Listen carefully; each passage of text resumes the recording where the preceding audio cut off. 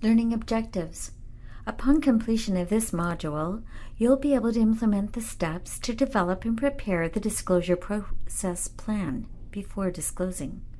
You'll be able to implement the steps to prepare for the initial disclosure meeting while disclosing. You will also be able to implement the steps of the post-analysis of the disclosure process after disclosure. And you will be able to complete documentation as per your organizational policies and procedures related to disclosure. Please note that these will vary within each organization.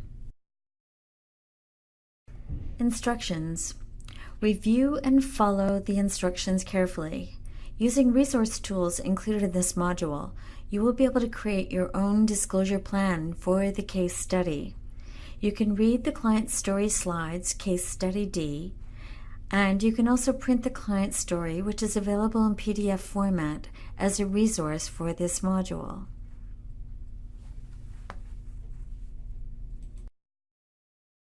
Review the Sample Disclosure Plan section of this module and reflect on how you would respond to this event. Review the Guidelines section of this module in preparation for and conducting a disclosure meeting or conversation. There are specific guidelines for before, while, and after disclosing. In fact, there are 34 guidelines. After you review the guidelines in this module, you can use the interactive PDF forms to prepare a sample disclosure plan to print and review with your colleagues. Remember, align your draft plan with the policies and procedures of your organization. Introduction. Implementation of the steps of the disclosure process plan. There are 3 key parts to implementation of a disclosure plan. A. Before disclosing, developing a disclosure process plan. B. While disclosing, conducting the disclosure meeting or conversation. And C. After disclosure, response to the disclosure meeting or conversation. In this module, these 3 parts will be reviewed in detail. You are encouraged to review this with your colleagues and, if possible, discuss and review past disclosure plans that have been developed or discuss disclosure meetings that have taken place within your organizations. Instructions. The following client story is based on an actual client, and with the permission of the client's family, the client's story has been adapted for training purposes. Client identifiers have been removed, and modifications to the story have been made to protect the privacy of the family. This story is followed by a detailed overview of the disclosure process that was implemented. Client D, the adverse or harmful event.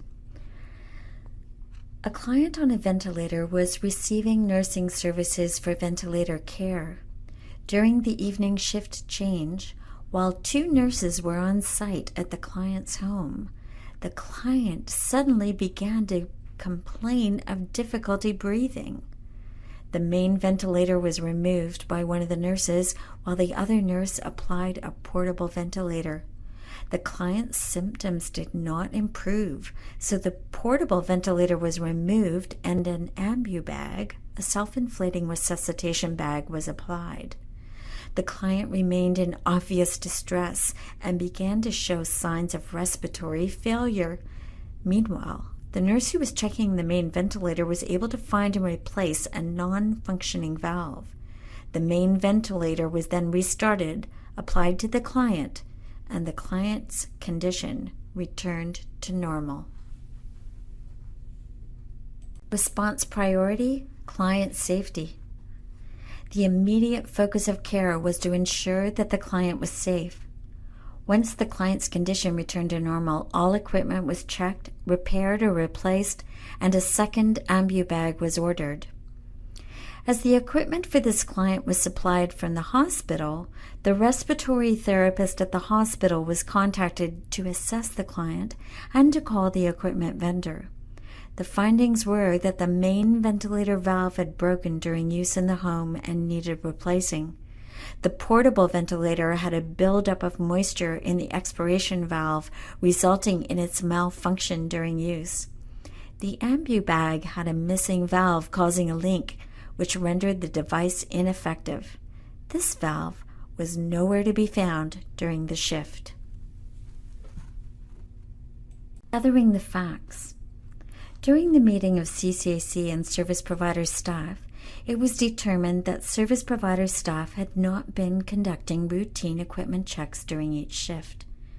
It was also determined that the type of water used in the portable ventilator caused a buildup of moisture and required the use of distilled water, as well as a cleaning and drying of equipment during each shift. A training plan for service provider staff on equipment usage and maintenance was created, as well as a checklist for equipment review on each shift. The missing valve from the ambu bag was later found in the client's home, and it was discovered that the root cause of the missing valve was that the client's grandchildren had taken apart the ambu bag and left the valve behind when putting it back together. The disclosure meeting. The disclosure meeting included CCAC and service provider staff, as well as the client's daughter. The meeting began with a sincere apology, as well as an acknowledgement of the unnecessary distress that the client had suffered during this event. The daughter was provided with information about the cause of the malfunction of each piece of the equipment, as well as the fact that the equipment was not checked and maintained regularly as per protocol. The daughter was also informed of the plan to prevent a similar event from occurring in future, and was given the opportunity to ask questions and provide input into the care plan. After disclosing, the client's daughter expressed her satisfaction with the meeting and the follow-up plan, as well as the support provided by the service providers and the CCAC.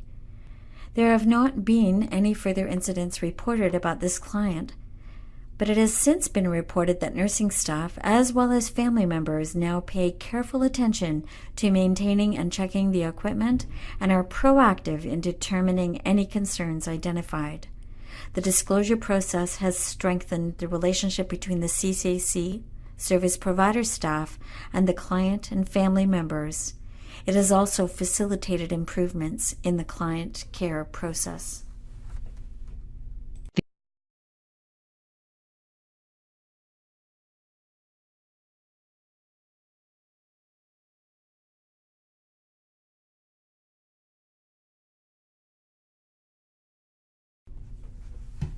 Guidelines for the disclosure plan. The next series of slides provides guidelines for the development of a disclosure plan. The guidelines are provided for 3 distinct parts, and these are before disclosing, while disclosing, and after disclosure. You can click on the buttons below to link to the forms that you can use to assist you to create your disclosure plan. These forms can be used in conjunction with the following slides. The slides for before, while, and after disclosure have been divided into 3 separate modules so that you can go through each one carefully. When you click on the before disclosure button, a PDF will open that you can print or save, and you can input your plan directly into that form and then discuss it with your colleagues. And you can do this for while disclosing and after disclosure as well.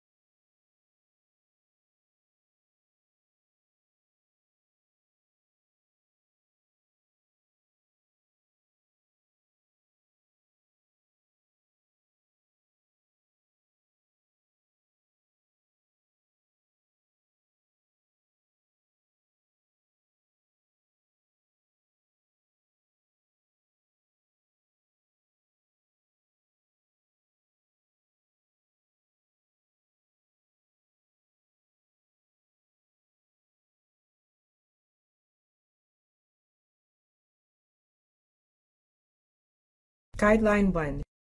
Acknowledge the healthcare provider's emotions as a result of the adverse or harmful event, for example, feelings of sadness and guilt, and assist the healthcare provider to access organizational and professional support, such as counseling as appropriate.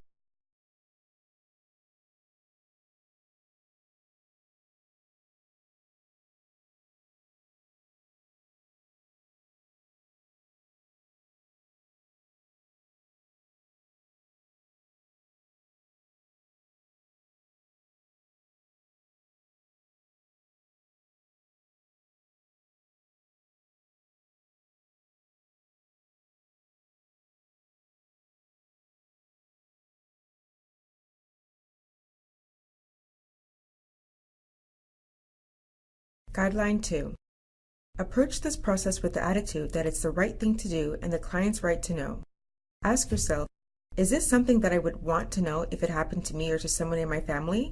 Honesty is the best policy.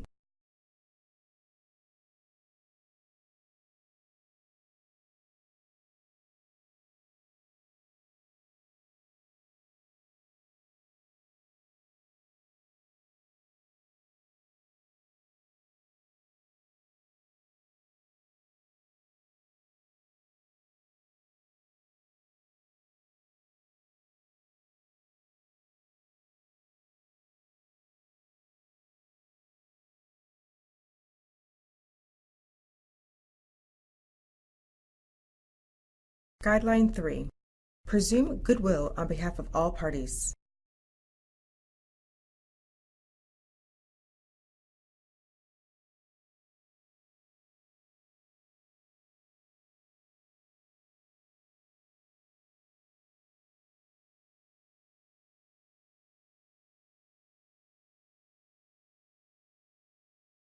Guideline 4. Approach this disclosure process mindful of the need to preserve the confidentiality of client information.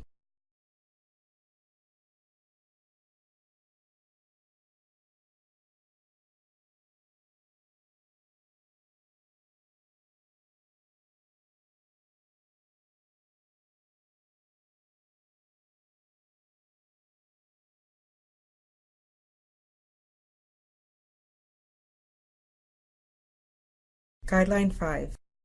Gather all the facts. Review the medical record. Ensure the event is entered into the organization's event reporting system.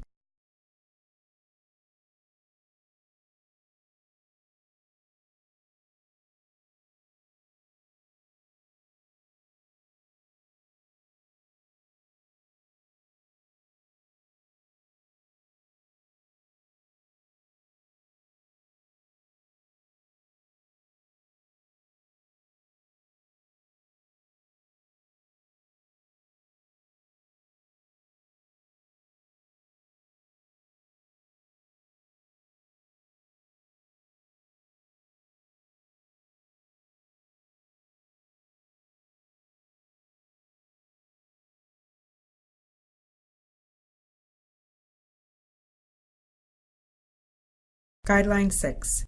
Assemble documentation and be prepared to review the chart with the client and/or family member. In some cases, a detailed outline should be prepared to ensure that all information of the event is delivered in a concise manner. Gather pertinent studies if they will help you explain what has occurred.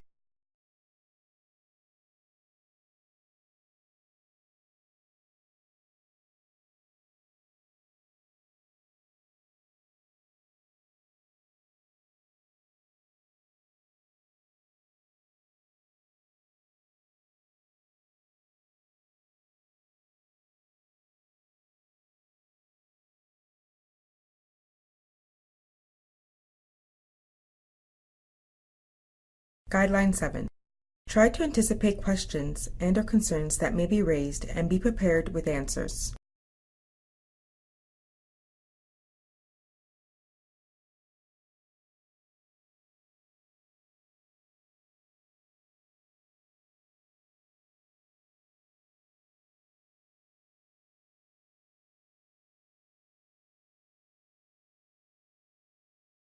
Guideline 8. Determine who should be present with the client. This will vary with the seriousness of what has occurred and can be discussed with Quality and Risk Management designate. If a client is a minor or not capable, parents and/or guardians and/or the substitute decision maker should be present for the conversation.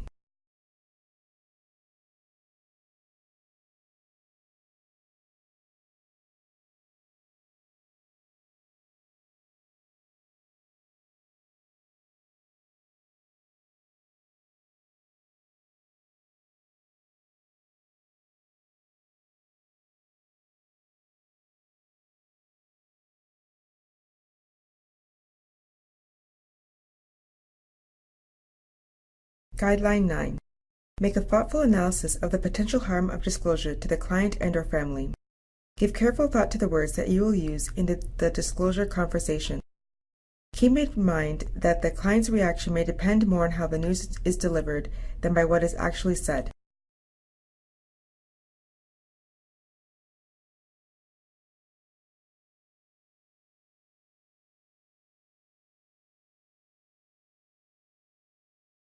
Guideline 10. Be sensitive to the client's ethnic culture. Consult resources to enhance your awareness of ethnic customs around communication, family involvement, and other pertinent issues, such as how their culture handles bad news, in particular death.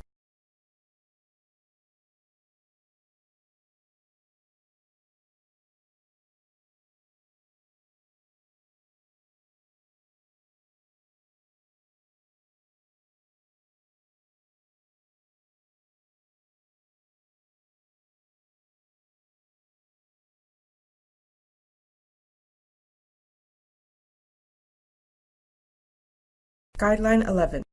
Choose the best approach to take with this particular client and/or family. Select the right words to be spoken, and rehearse the encounter with someone beforehand. Consider preparing a script and role play.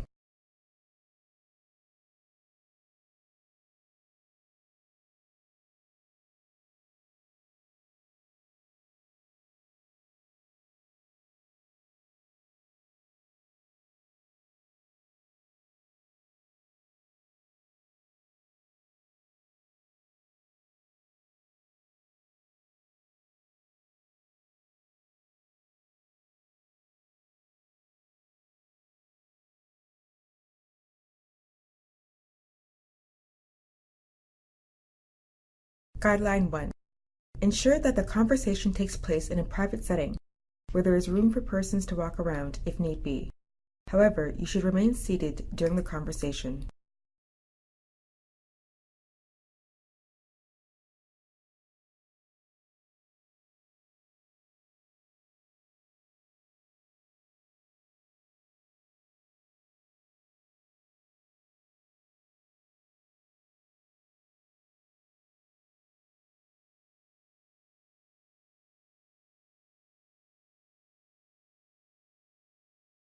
Guideline 2.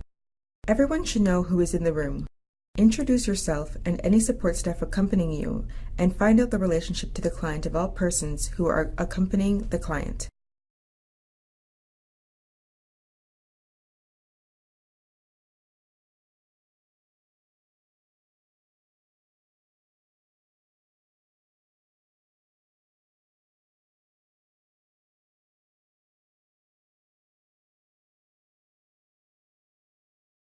Guideline 3. Ascertain what information the client may already have based on his or her own suspicion or on actual knowledge. This is important to dispel inaccuracies and to determine the level at which the discussion should take place.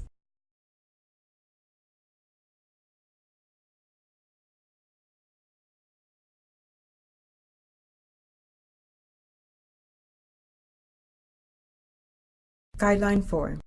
Ascertain the details the client wants to receive, or if he or she would rather someone else be the recipient of the information.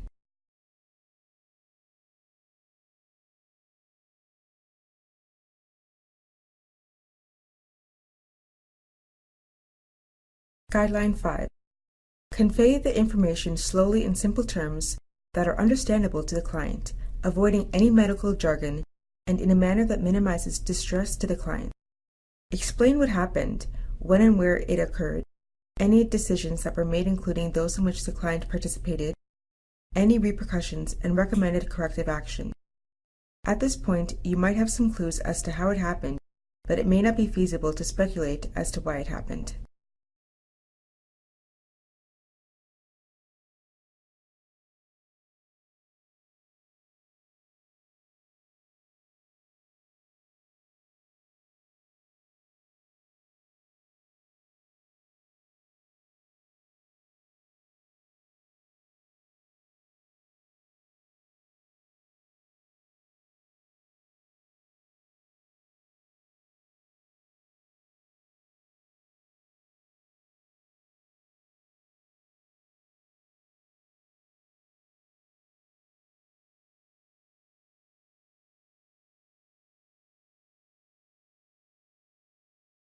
Guideline 6.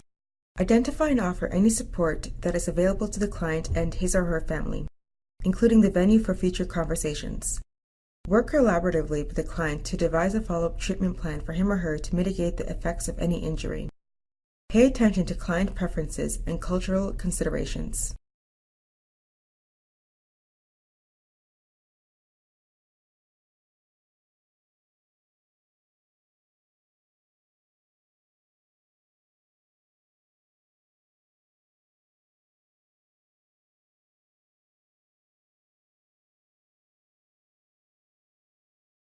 Guideline 7. Inform the client or family about what will be done to follow up, both with regards to preventing this from happening again and how the client's care will be managed from this point on. This includes an explanation that a full analysis of events leading to the adverse event will be conducted. Provide a healthcare representative who is a member of the disclosure team for ongoing contact with the client or family.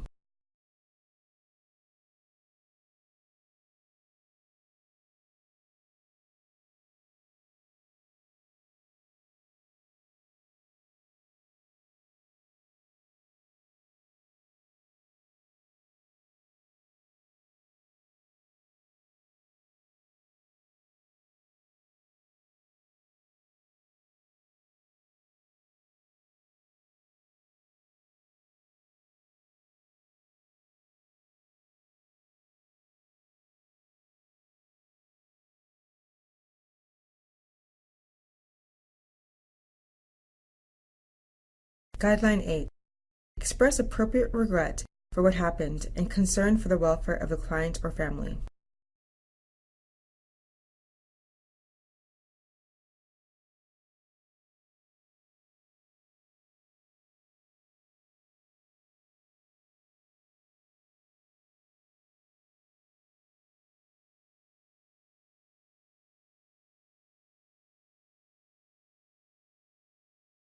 Guideline 9. Try to avoid making a direct admission of fault at this point. Remember that hindsight bias plays heavily in these circumstances. Only a thorough, objective review of facts can give an unbiased determination of fault.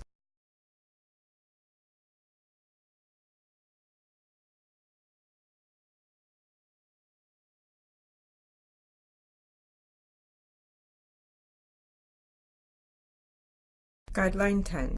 You may need to periodically give silent pause, allowing the client or family time to process the information, rather than feeling the need to fill the void with words and gestures that, once conveyed, can't be taken back. Give an opportunity for any questions.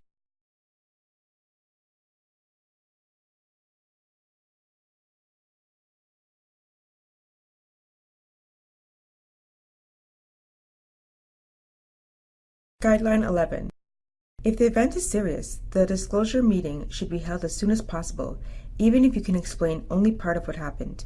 The conversation will most likely focus on what is being done for the client, not what led to the present circumstance. If the family has questions about what occurred which cannot yet be answered, promise to return when additional facts are known. Explain treatment that may have been necessitated by the adverse event. If tests are necessary, promise to share the results as soon as they are known. Give a general idea of how soon that might be, and be sure to follow up.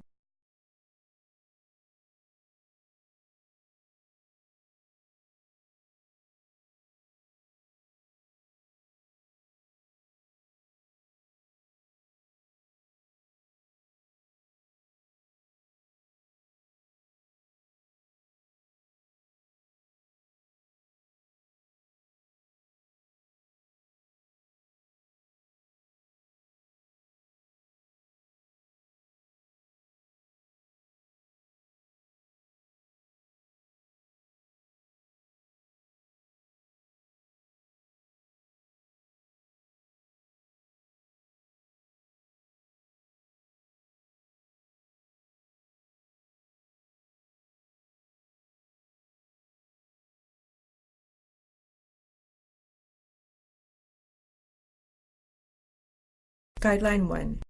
How you respond after disclosure of the adverse or harmful event is paramount.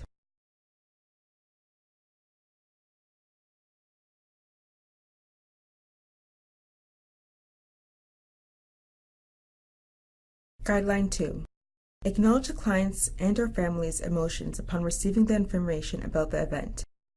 Validate the reaction appropriately so as not to aggravate the situation for the client or family or for the institution. This must be difficult for you to hear, might be one appropriate response.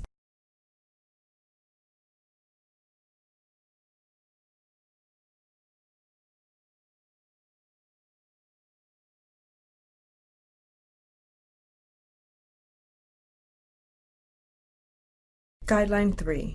An empathetic and compassionate demeanor is essential. Sometimes the words, "I'm sorry," are all that can be articulated.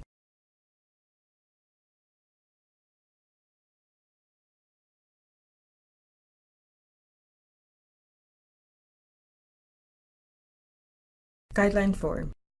If you are met with anger, do not respond in kind. Work hard to avoid defensiveness, rationalizing, sermonizing, or lecturing. Listening to and absorbing feelings, disappointment, anger, or frustration may go a long way toward resolving the matter.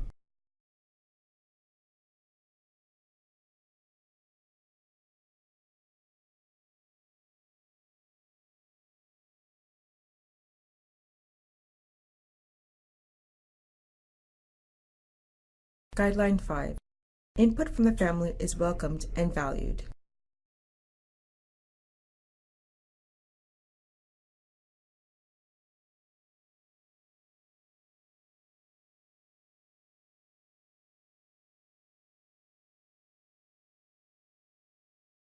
Guideline 6. If the client or family asks you for information that you don't have because you are not directly involved, be helpful and assist them in getting the information they seek.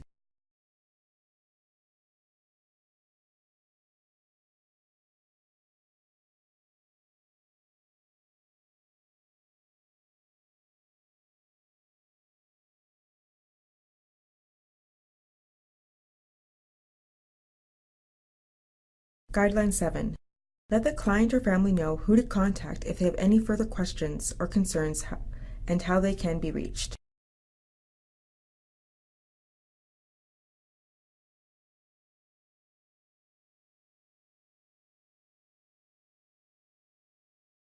Guideline 8.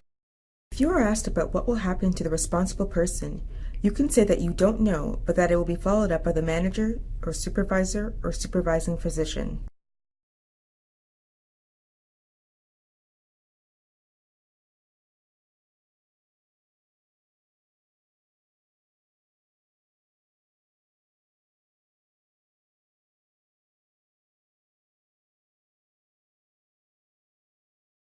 Guideline 9. Let the client or family know that the CCAC will handle systems problems by referral to the Quality and Risk Management Department for review.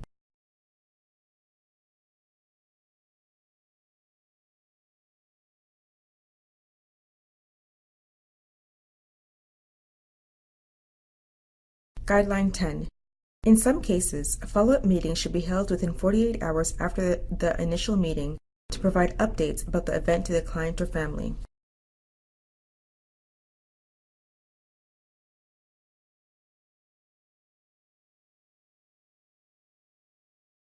Guideline 11.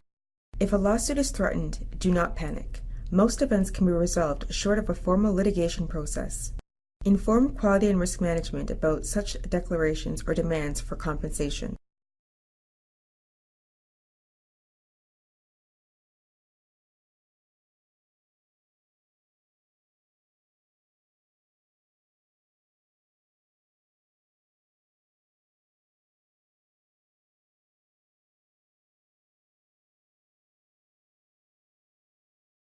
Guideline 12.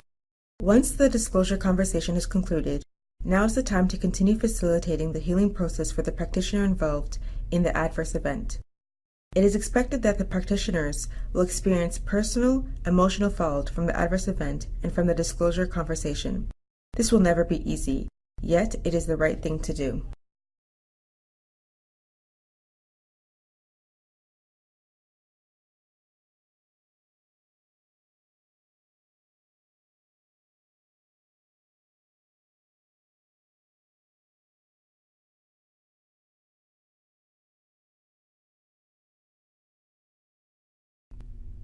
Congratulations, you have completed the disclosure course.